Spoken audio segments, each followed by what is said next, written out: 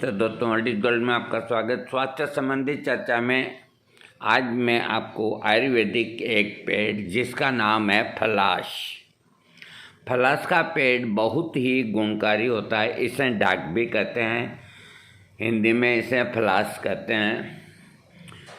मैं इसका परिचय देता हूँ। फलाश के फूल को टेसू का फूल भी कहा जाता है। फलाश बसंत ऋतु में खिलता है और ये 3 रंगों के होते हैं, सफ़ेद, पीला, लाल, नारंगी। आयुर्वेद में फलाश के पेड़ को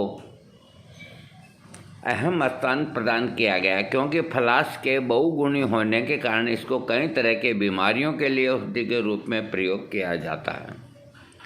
आयुर्वेद में फलाश की जड़, बीज, तना, फूल और फल का इस्तेमाल बीमारियों के लिए किया जाता है। फलाश के बहुत सारे पोषक तत्व हैं जो आपको अमूल्य बना देता है। आगे इन्हीं सभी के गुणों की मैं आपको बताऊंगा। वैदिक काल से फलाश का प्रमुख उपयोग यज्ञ कर्मों के लिए किया जाता था। कौशिक सूत्र में फलाश पेस्ट का प्रयोग जलोदर, पेट की सूजन में वर्णित है। बृहत्त्रयी में फलाश का प्रमुख रूप से प्रमेह, डायबिटीज, अपना तक आर्श या पाइल्स, अतिसार, दस्त, रक्त पित्त, कुष्ठ आदि की चिकित्सा में प्रयोग किया गया। फलाश का टेढ़ा मेढ़ा 12 फुट से 15 फुट ऊंचा मध्यम आकार का एक वृक्ष होता है। इसके पत्ते त्रिपत्रकत युक्त यानी कि बीच का पत्र बड़ा तथा किनारे के दोनों पत्ते छोटे होते हैं। ये अस्पष्ट शिरायुक्त होते हैं। इसके पत्तों का प्रयोग दोना पत्तल बनाने में किया जाता है। ग्रीष्म ऋतु में इसकी त्वचा को क्षत करने पर एक रस निकलता है जो लाल रंग का होता है तथा सूखने पर कृष्णाभ रक्तवर्ण होता है और चमकदार होता है। फलाश के फूल प्यास को कम करने वाला, कफ पित्त को कम करने वाला, उत्तेजना बढ़ाने वाला, डायबिटीज को नियंत्रित करने में मदद करता है। फलाश के फल स्तंभक, प्रमेहग्न और फलाश की गोंद एसिडिटी कम करने में और शक्ति बढ़ाने में मदद करता है। ये मुख रोग, खांसी में लाभदायक होता है। पत्ते सूजन कम करने में तथा वेदना को कम करने वाले होते हैं। पंचांग कफवात को कम करने वाला होता है। फलाश के जड़ का रस रतौंधी और नेत्र की सूजन को कम करता है, नेत्रों की ज्योति को भी बढ़ाता है। फलाश का तना काम शक्ति को बढ़ाने में मदद करता है। फलाश की जड़ की छाल दर्द निवारक, अर्श या बवासीर और वर्ण या अल्सर में लाभदायक है। विभिन्न भाषाओं में इसे फलाश को पुकारते हैं। संस्कृत के अंदर इसे फलाश कहते हैं और किसूंक कहते हैं, पार्ण कहते हैं,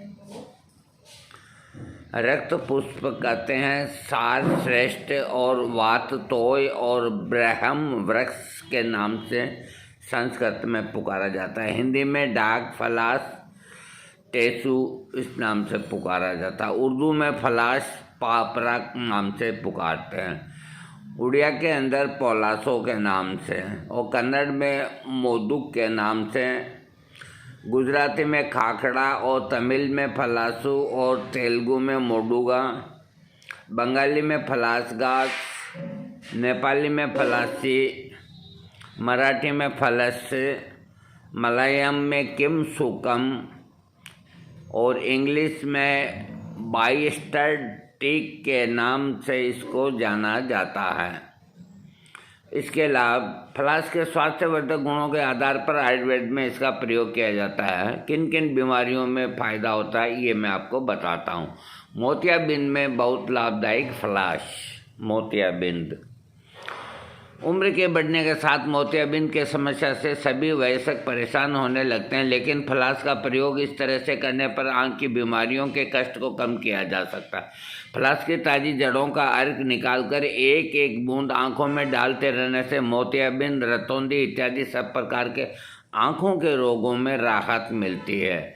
नाक से खून आने पर आमतौर पर नाक से खून बहने के सारे कारण होते हैं। ज़्यादा गर्मी, ज़्यादा ठंड या किसी बीमारी के साइड इफ़ेक्ट्स के तौर पर भी ऐसा होता है। रात भर 100 ml ठंडे पानी में भीगे हुए 5-7 पलाश फूल को छानकर सुबह थोड़ी मिश्री मिलाकर पीने से नक्सीर बंद हो जाती है। फलाश का औषधीय गुण गेंगा को ठीक करने में मदद करता है। फलाश के जड़ को घिसकर कान के नीचे लेप करने से गलगंड में लाभ होता है। भूख बढ़ाने में भी ये मदद करता है। फलाश की ताज़ी जड़ का रस निकालकर अर्क की 4-5 बूंद पान के रस में खाने से भूख बढ़ती है। फलाश की छाल और सूंठ का काढ़ा, फलाश के पत्ते का काढ़ा बना लें। 30-40 ml दिन में 2 बार लेने से पेट का अफारा और पेट के दर्द में आराम मिलता है। पेट से कीड़े निकालने के लिए बच्चों के अंदर पेट से दर्द से परेशान रहते हैं। फलाश इस तरह से सेवन करने पर कीड़े को मारने में मदद मिलती है। 1 चम्मच फलाश बीज का चूर्ण को दिन में 2 बार खाने से पेट के सब कीड़े मरकर बाहर आ जाते हैं। फलाश के बीज निसोत, किरमानी, अजवाइन, कबीला, बाईबिडिंग को समान मात्रा में मिलाकर 3 ग्राम की मात्रा में गुड़ के साथ देने से सब प्रकार के कृमि खत्म हो जाते हैं। अतिसार, पुराने दस्त या नए दस्त, अगर ज़्यादा मसालेदार खाना, पैकेज्ड फूड या बाहर का खाना खाने के बाद दस्त होते हैं, रुकने का नाम नहीं लेते हैं, तो फलाश का घरेलू प्रयोग करना चाहिए। फलाश 1 चम्मच फलाश बीज के काढ़े में 1 चम्मच बकरी का दूध मिलाकर खाना खाने के बाद दिन में 3 बार सेवन करने से अतिसार में लाभ होता है।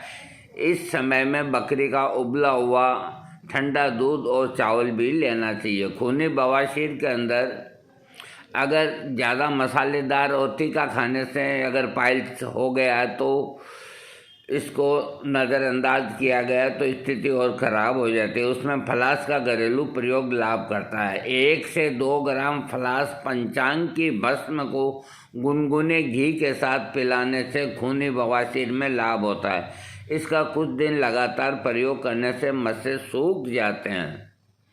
फलाश के पत्रों में घी की छौंक लगाकर दही की मलाई के साथ सेवन करने से बवासीर ठीक होता है। पेशाब संबंधी रोगों में बहुत तरह की समस्याएं आती है, जैसे पेशाब करते वक्त दर्द या जलन होना, मूत्र रुक रुक के आना, मूत्र कम आना। फलाश इस बीमारी में बहुत ही लाभकारी साबित होता है। फलाश के फूलों को उबालकर, पीसकर, सुखाकर पेड़ों पर बांधने से पेशाब संबंधी रोगों में लाभ मिलता है।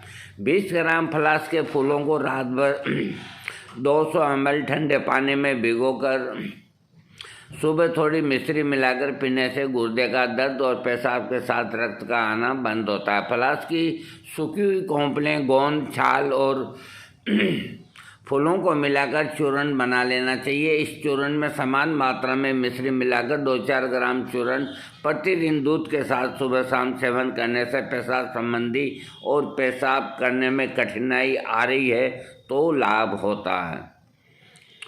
पेशाब, मधुमेह और प्रमेह को भी ये नियंत्रित करता है। आजकल की भागदौड़ तनाव से ऐसी ज़िंदगी हो गई कि नियम वगैरह नहीं होने से डायबिटीज़ की शिकायत हो जाती है।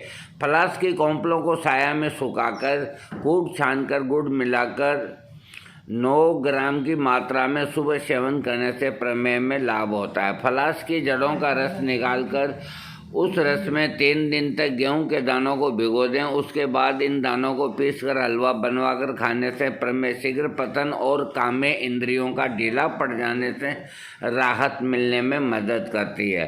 फलाश एवं कुसुम के फूल, शैवाल को मिलाकर काढ़ा बनाएं। ठंडा होने पर 10-20 ml काढ़े में मिश्री डालकर पीने से पित्त, प्रमेह में लाभ मिलता है। शीघ्र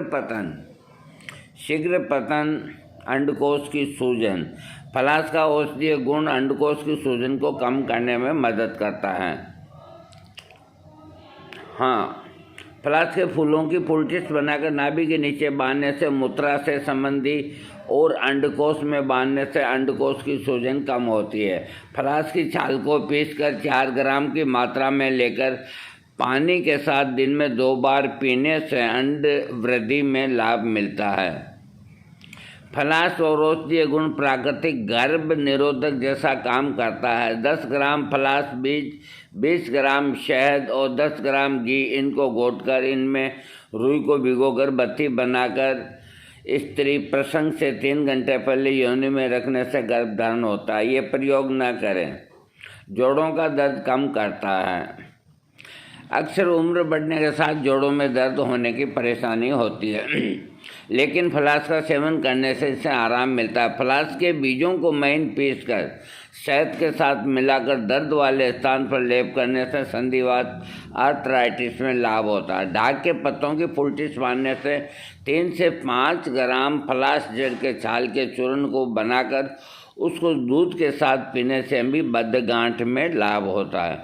जोड़ों के दर्द में 100 ml फलास के जड़ के रस में समान मात्रा में सफ़ेद सरसों का तेल मिलाकर 2 चम्मच सुबह शाम पीने से स्लीपर रोग या हाथी पाँव में लाभ होता है। अगर घाव सूख नहीं रहा हो तो फलास का इस तरह से प्रयोग करने पर आराम मिलता है। घावों पर फलास के गोंद का चूर्ण छिड़कने से जल्दी ठीक होते हैं। कुष्ठ को भी ठीक करता है। फलास कुष्ठ के घाव को सुखाने में फलास मदद करता है। फलास बीज से बने तेल को लगाने से कुष्ठ में लाभ होता है। दूध में उबाले हुए फलास बीज, गंधक तथा चित्र को सुखाकर सूक्ष्म चूर्ण बनाकर 2 ग्राम की मात्रा में 1 महीना जल के साथ लेने से मंडल कुष्ठ में अतिशय लाभ होता है। दांत से भी राहत दिलाता है। ढाक के बीजों को नींबू के रस के साथ पीसकर लगाने से दांत और खुजली को आराम मिलता है, लेकिन बड़ी तकलीफ होती है, सोच समझ कर लगाएं। ये मिर्गी रोग के अंदर भी फलास की जड़ों को पीसकर 4-5 बूंद नाक में टपकाने से मिर्गी रोग में लाभ मिलता है।